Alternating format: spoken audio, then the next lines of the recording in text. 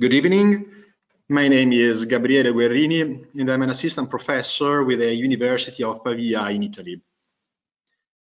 Today, I will start with a series of seminars about the evaluation of the seismic performance and the mitigation of the vulnerability of masonry buildings.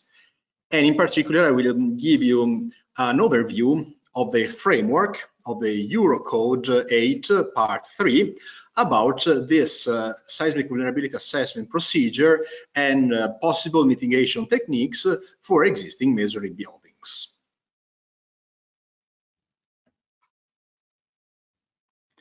Now, the framework in the ERGOCAD 8 basically comprises four parts. First of all, we need to know the building that we are considering, that we are assessing, and we need to know its geometry, details, materials. So this is the first part of the assessment procedure, knowing what we are talking about. Then we need to analyze the building in its current state to understand if its performance is acceptable or if we need to improve it. And typically for masonry buildings, we have two levels of analysis. One related to local mechanisms and one related to the global behavior of the building. Now, usually we perform these two levels of analysis separately. In reality, a wall responding out of plane in a local mechanism is the same wall also behaving, also resisting in its own plane in the global building behavior. So this distinction between local and global analysis is something that is very useful for our tools. But in reality, we may also use models that combine the two aspects together, because in reality, the two levels of analysis are actually interacting with each other.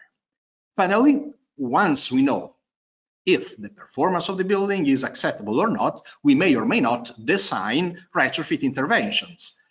And again, we need to address the possible issues related to local and global behavior.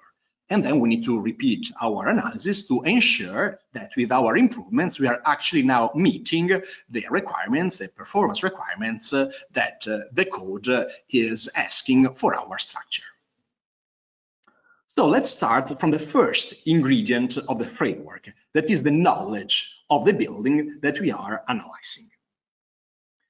Now, there is a useful table in ERGOCAD 8, it's table 3.1. When I say ERGOCAD 8 for existing buildings, I'm always referring to ERGOCAD 8 Part 3. And this table basically defines different levels of knowledge. We have three levels of knowledge, and it allows us to determine in which of this level we are with the knowledge that we have about our building. The first part of this knowledge is related to geometry.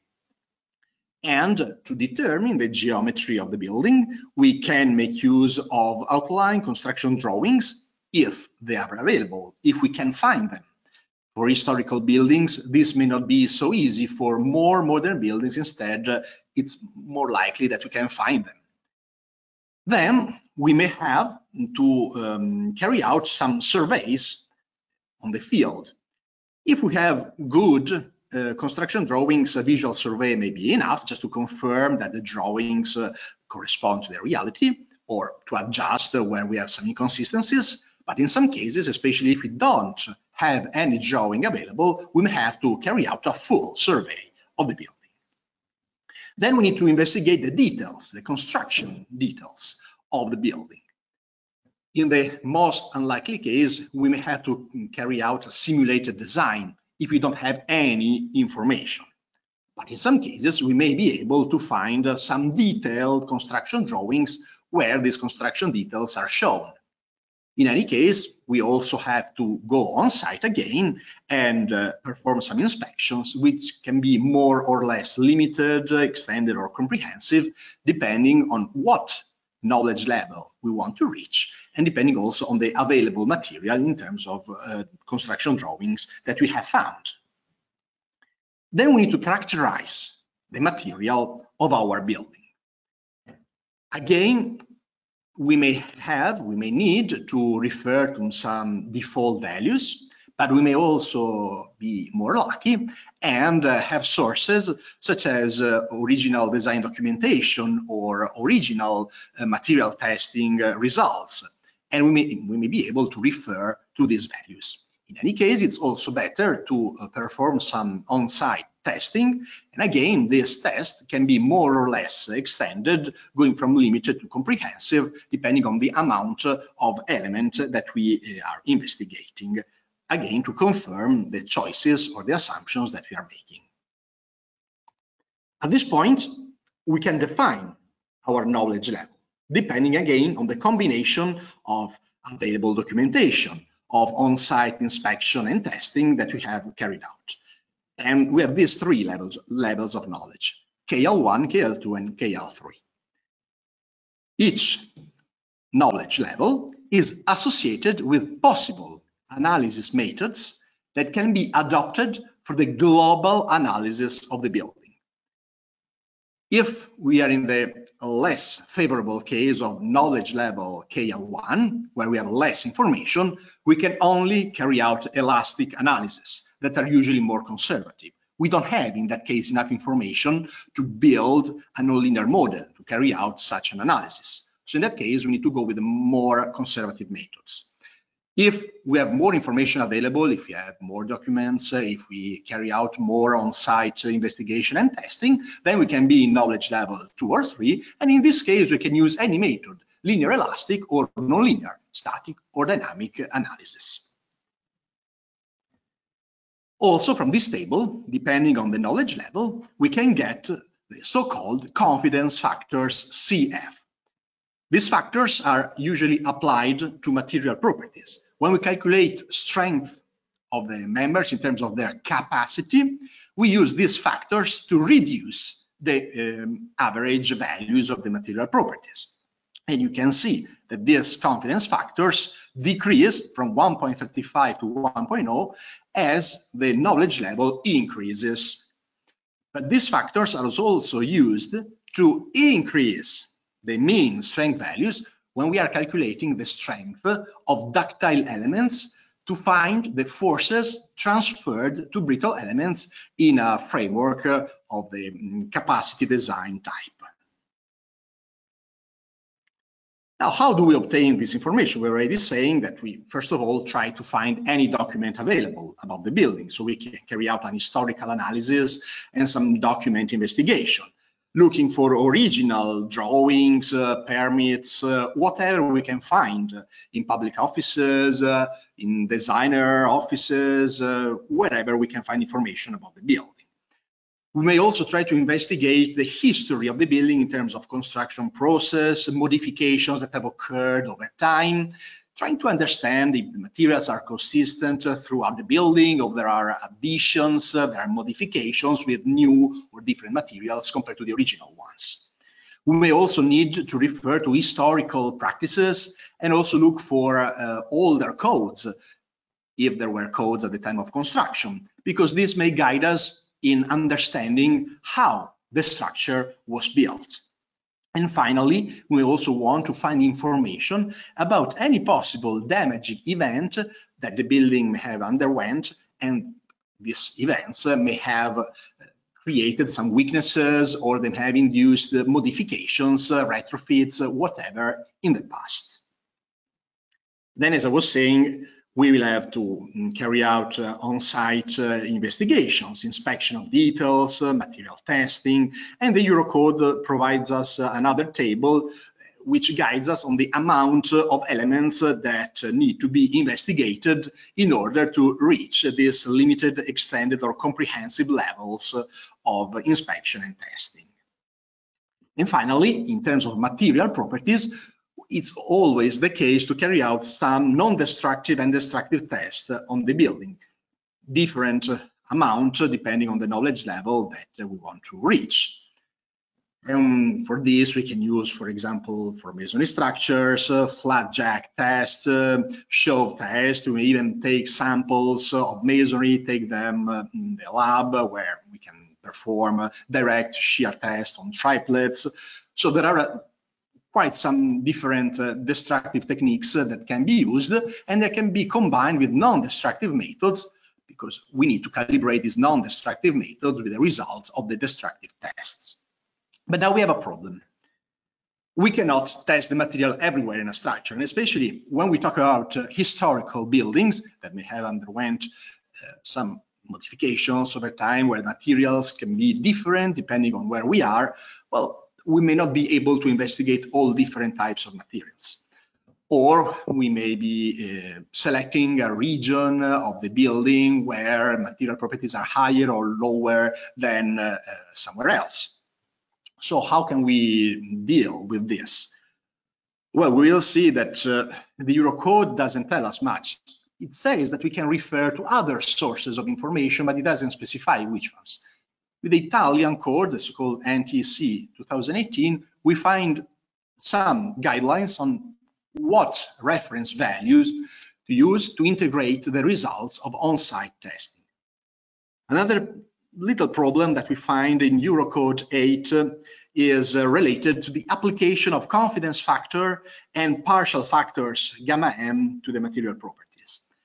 Again, we can look for some guidance in the Italian code also for this aspect. Why the Italian code? Well, the Italian code stems from the ERGOCAD 8, and so it's somehow compatible with the framework proposed by ERGOCAD. However, differently from the ERGOCAD, it has been widely applied in practice since 2003, with further modification. The first edition of this code, of these guidelines, was in 2003. It was modified in 2005, then implemented in the full building code in 2008, and revised in 2018. Because over these years it has been used by practitioners, so some inconsistencies or some issues have been found out and solved. So this document can be considered quite useful to find help where the ERGOCAD doesn't specify very well what to do. So in the NTC 2018, we can find a table with material property ranges. It's important to consider these as ranges. We have a minimum and a maximum values for different properties: compressive strength, shear strength, elastic modulus, shear modulus, for different types of masonry, starting from irregular rubble stone masonry, going all the way to more modern and more organized masonry textures. Also, in NTC 2018, we can find a table with coefficients that can be applied to the aforementioned ranges of properties to increase those values depending on particularly favorable existing conditions, and these are the values within the red rectangle, or improvements due to strengthening interventions. And these are the values within the blue rectangle here in the slide. Again, each line corresponds to different masonry typologies. And the code specifies if these coefficients can be applied to strength, to elastic modulus, the property that can be modified depending on the favorable condition or the strengthening intervention. Again, looking at these tabulated values, the Italian code says that if we are in the lower knowledge level, KL1, we need to take from these tables the minimum strength values and the mean elastic moduli values.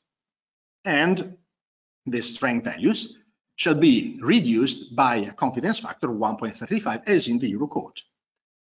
In knowledge level 2, instead, we take the mean tabulated strength values and elastic moduli. And the confidence factor reduces to 1.2 as in the ERGOCAD. Finally, if we are in knowledge level KL3, we can combine the mean tabulated strength values and elastic moduli with those determined from on-site testing. And we perform a so-called Bayesian update procedure. We will see this better in the next webinar of this series, where these aspects will be treated more in depth, showing how to perform this procedure. Now, this is not yet in the ERGOCAD, in the current edition of the ERGOCAD, but something similar to what is in the Italian NTC 2018 will be included in the upcoming edition of ERGOCAD. So you will find in the new edition something similar to what will be presented to you based on the existing Italian code. Also, the tabulated values, also these reference properties will be somehow included in the new ERGOCAD version. Now, I was saying in the current edition of ERGOCAD 8, Part 3, there are some issues related to the application of the partial factors, gamma m. Now, again, looking at the Italian code, what I would suggest to do is, for linear elastic analysis, apply to the material strength a gamma m factor equal to 2.0. If we perform non-linear analysis instead, we can use a gamma m factor equal to 1.0 for material strength. Usually, according to both ERGOCAD 8 and NTC 2018, we should reduce the elastic moduli values by 50% to account for cracked section conditions. The last aspect that I want to mention about knowledge of the building is in reality what performance requirements we have to expect and we have to ask to our building. So what are the limit states that we have to consider? The ERGOCAD for existing buildings, so Part 3, mentions 3 limit states, 2 ultimate limit states, near collapse and significant damage, and 1 serviceability limit state, damage limitation. And consider that the significant damage limit state is very close to what is considered a no collapse limit state in Part 1 of ERGOCAD 8, the one for new construction. In the Italian code, there is also a 4th limit state, another serviceability limit state, which is full operationality, which is not included in ERGOCAD. Now, EC8 refers to national annexes or other national documentation for the selection of the return periods to be associated to each limit state. And also, it refers to these documents to select which limit state should be considered in the analysis. For example, if we follow NTC 2018, for most buildings, we can only refer to 1 ultimate limit state, either near collapse or significant damage. We can just verify, just check one of these.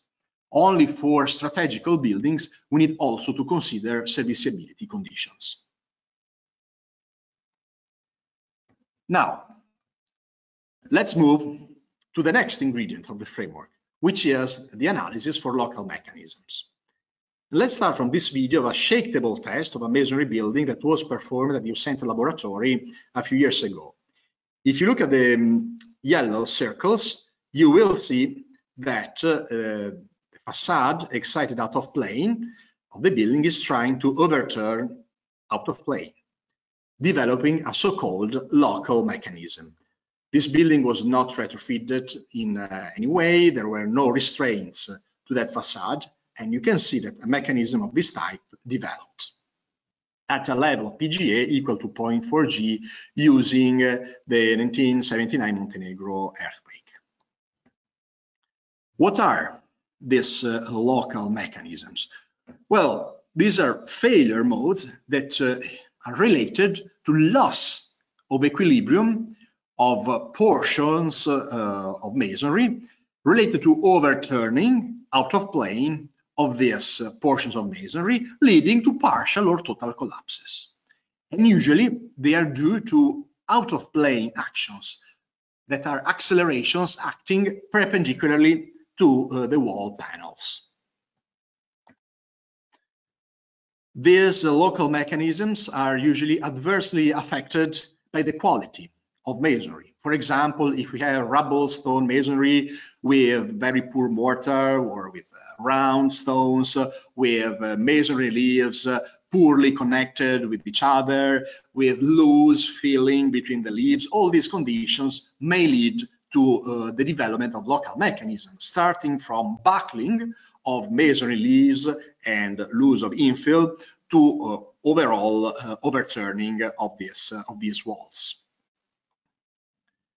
Also, the thrusts coming from roof beams, from arches and bolts may have an adverse effect on this local mechanism. They may push outwards the walls. And also irregularities in plan and in elevation may cause the activation of such mechanisms. Finally, pounding between poorly connected floor or roof diaphragms and walls can also lead to the development of this local overturning response. Instead, we can find favorable conditions when we have good interlocking between intersecting walls. You see here on the left-hand side, we have a case of weak interlock between the perpendicular walls, and in this case, as shown in the photo, you can see that one of these walls is detaching from the rest of the building in an overturning mechanism. Instead, if we have good, strong interlock between the intersecting wall, as in the right-hand side case, we can see that for the wall to overturn out of plane, it has to engage a wedge of the intersecting wall. And if the intersecting wall is supporting a floor system, for example, the weight of the floor may help balancing the wedge and basically delaying the activation of this out-of-plane mechanism.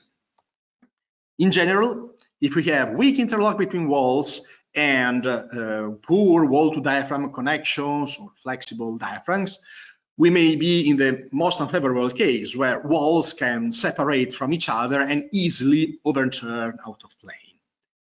If we improve the interlock between perpendicular walls, but still connections and stiffness of diaphragms are not so good, we may be in a better situation, but still we have local mechanisms related to bending of the walls out of plane.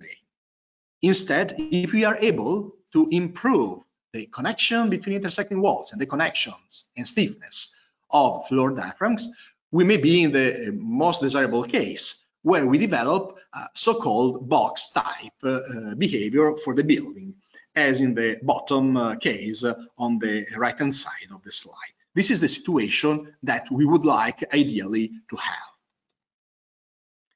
How do we analyze local mechanisms? Well, the ERGOCAD 8 Part 3 doesn't say anything about this topic. The new edition will, but the current one doesn't say anything. So again, we refer to the Italian code, where we find, like as the most the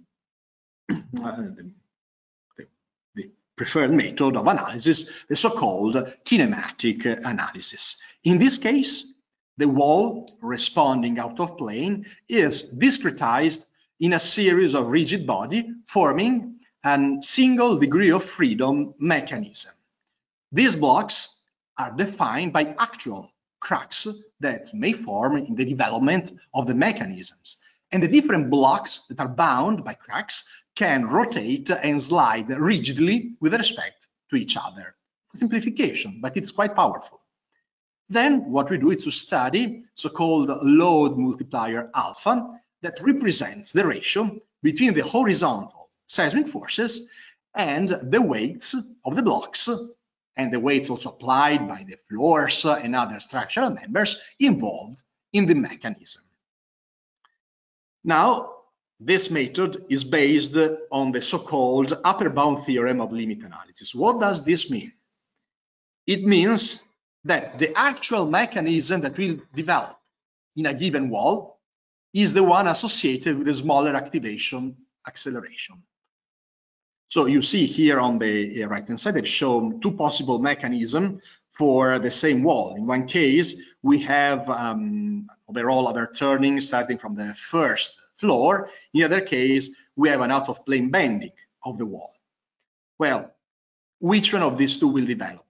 The one that is activated by the smallest acceleration. So this means that in order to know the mechanism that will develop, in theory, we should analyze all possible mechanisms that can be developed in a given wall. This can be, of course, time-consuming, but usually the experience of the engineer will lead to the selection of the most likely mechanisms to be considered in order to reduce the computational burden. Now, kinematic analysis can be of two types, linear or non-linear. Linear kinematic analysis is the simplest one. It requires only the determination of the multiplier alpha naught that corresponds to the activation of the mechanism, the onset of the mechanism. If you look at the figure, the bottom right of the slide, it's the red dot that says linear kinematic analysis. We find that point, the alpha value that corresponds to onset of the mechanism, nothing more. But then once the mechanism activates, there will be out-of-plane displacement of the wall. And before reaching an unstable condition, this displacement could be quite large. If you want to investigate this behavior after activation of the mechanism up to collapse, which corresponds to displacement DC0, this is the displacement of a control node of the mechanism. Well, if we want to look at what happens between activation and collapse, then we need to perform a non-linear kinematic analysis. With linear kinematic analysis, we consider the acceleration and strength checks at ultimate conditions, while with non-linear kinematic analysis, we look at the displacement, demand, and capacity of the mechanism. Linear kinematic analysis is more conservative because as long as the mechanism is activated, for us, it means that you're at the limit. Non-linear kinematic analysis is more generous because a mechanism may activate, but we may be far from collapse after activation. And so we can exploit more the capacity of the structure if we use this type of analysis. How to determine the demand? Well, we have to consider that local mechanisms involving portions of masonry should be considered with their interaction with the overall global structure. There is a dynamic interaction. It's like if we have a multiple degree of freedom system. Look at the figure at the bottom left. M1 represents the first mode mass of the overall structure. M star, red smaller mass, is the one associated with the local mechanism only. And it's like having a true mass system in series. So the response of the small mass depends on its interaction with a big mass. However, if this small mass, the mechanism mass, is significantly smaller compared to the overall mass of the building, then we can make an approximation. We can think of decoupling the two responses, the global response of the building to the ground excitation and the local response of the mechanism, using as input for the local response the global output of the building. So basically we treat the overall building as a filter between the ground and the local mechanism. We can do this again if the mass involved in the local mechanism is quite smaller compared to the overall mass of the structure, especially the first mode mass, because usually we refer to the first mode. If we can make this approximation, we can make use of the so-called floor response spectra to get the input for the mechanism. And an example of flow response spectrum can be found in ERGOCAD 8 Part 1, equation 425. That's for non-structural components, but it can be extended to this type of analysis. In the new edition of ERGOCAD 8, we will find something more refined than what we have in the current version. And also in the NTC 2018, we find a more refined approach to determine the floor response spectra. How can we improve the local response of the structure? Well, there are several retrofit solutions that can be adopted. First of all is improving the masonry quality. In this case, we want to delay disgregation of the masonry, or we want to increase the out-of-plane flexural strength of the masonry. Some techniques involve joint repointing. If the mortar is bad, we can replace part of the mortar joints with new, better mortar. We may make use of grout injections. These are appropriate if we have a loose filling between the two masonry leaves. So we may want to give some consistency to this filling by injecting grout. If the masonry is damaged, we may want to replace portions of damaged masonry with new masonry, with the so-called masonry stitching technique. Or we may want to adopt some reinforced repointing across existing cracks. If we want to improve the flexural response out of plane, we may add vertical reinforcement in slots within the masonry walls. And if we want to prevent separation between masonry leaves, we can use reinforced injections through the thickness of the wall, engaging the two exterior leaves. If we want to improve connections between walls and diaphragms instead, we have other techniques that can be adopted. Again, reinforced injections can be used at corners, at intersections, to improve the interlock between intersecting walls. We may use steel plates to connect diaphragms to masonry walls, and we can build interior, exterior roof ring beams with different materials, steel profiles, composites, steel and timber profiles. And these are all techniques, again, able to improve the connections between the diaphragms and the vertical walls. We can also use post-tension tie rods, which, compared to the other techniques, not only improve the connection, but also confer some kind of self-centering behavior to the response of the building. Now, if we don't have problems with local mechanisms that are usually responsible for many cases of collapses in masonry buildings, then we can start thinking about the global response of the structure. And let's look at again an experiment. This is a building similar to the one that we have seen before, but in this case we have a concrete ring beam at the roof and we have stiffened the diaphragms. See, at the same level of PGA, same input, there is nothing, no visible damage from these videos. Same level of input, very similar building, but with improved connections and increased stiffened diaphragm. So we go to 0.6 G of PGA, okay, 50% higher, and look at the bottom right. You see diagonal shear cracks forming in that pier. This is now an in-plane failure mechanism. No out-of-plane overturning of any portions of the walls. We have only in-plane shear failure of that pier. So in this case, we can take more advantage of the strength associated with our masonry walls.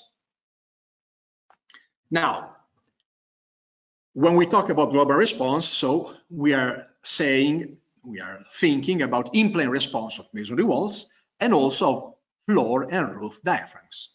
Masonry walls typically consist of vertical piers, horizontal spandrels that meet at nodal regions.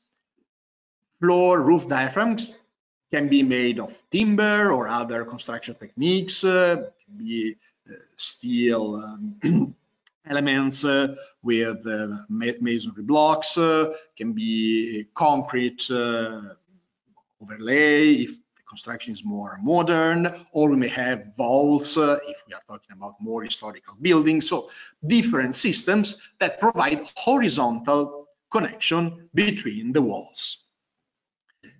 If we want to be able to consider the global response of the building, as I was saying, we need to have prevented, or mostly prevented, the out-of-plane mechanisms of the walls, so that we can develop in-plane failure mechanisms of piers and spandrels. If all spandrels fail within a facade, we can say that we are developing a spandrel mechanism, while if at a given story all piers are failing, we talk about a soft story mechanism. If you look at the photo, the bottom right of the slide, you will see an example. This building was in Amatrice. It was involved in the 2016 earthquake. And you can see that in this building, all spandrels and piers have responded in shear. We have taken advantage of the strength of all elements in this wall, where the out-of-plane mechanisms were prevented by grouted injections at wall intersection and by steel ties. So in this case, the full strength of the building was used during the earthquake, and in fact, it didn't collapse. It was severely damaged, and in the end, it was demolished, but it didn't collapse. Now, in the ERGOCAD, we find some criteria related to strength of piers and spandrels. Typically, at the ends of the elements, we can develop cracks perpendicular to the axis of the element related to flexural response. Over these horizontal cracks in the piers, vertical cracks in the spandrels, we may develop sometimes some shear sliding. Another mechanism that can develop is diagonal shear cracking. This usually happens within the panel, pier or spandrel. And depending on the type of masonry and on the strength of the joint, we may have stair-step cracks within weak joints, or cracks cutting through the masonry units if we have strong joints compared to the unit strength, or if we have irregular masonry. Now, in the ERGOCAD, we find criteria related to flexural response, flexural strength, and shear sliding strength.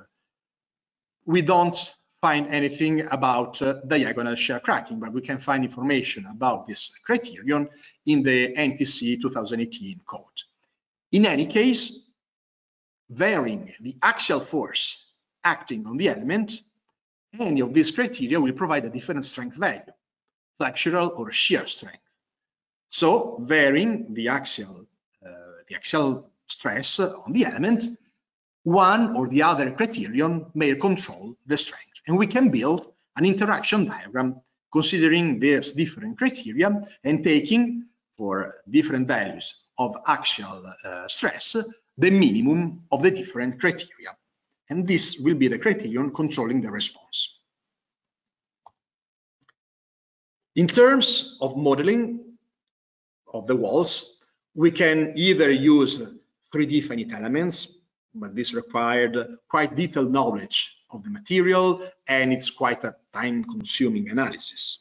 Or in most cases in practice, we use a so-called equivalent frame approach, where we make use of macro elements and rigid nodes. So you can see we can identify spandrel elements, pier elements, and rigid nodes, and then we can build our equivalent frame. And in the literature, we can find criteria on how to define the dimensions and the boundaries between the different components of the equivalent frame. Now, this is easy if the wall has regular openings.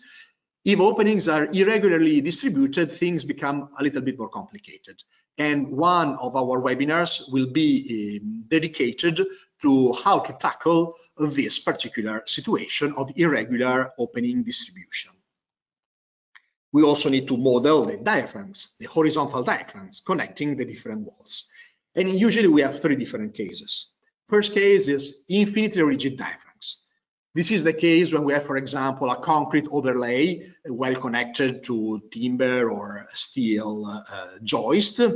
And this rigid diaphragms allow for a redistribution of the story shears based on the relative stiffness or strength and the in-plane position of the piers and the walls.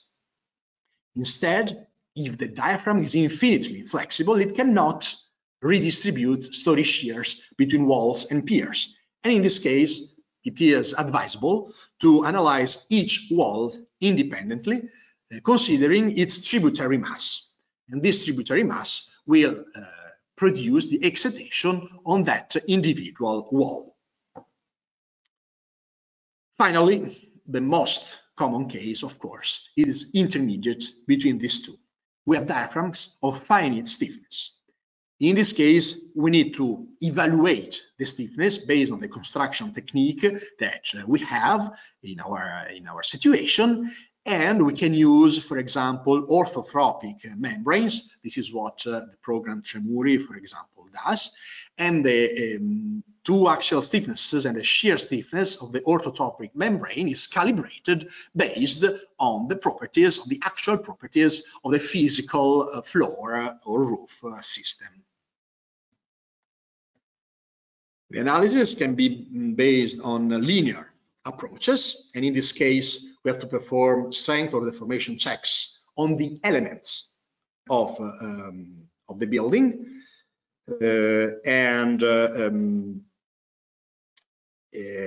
This is, for example, I'm showing here the case of linear dynamic analysis, where we superpose the different modal responses, but even simpler is the case of equivalent lateral force analysis, which is the linear static analysis, which is very conservative usually for masonry buildings.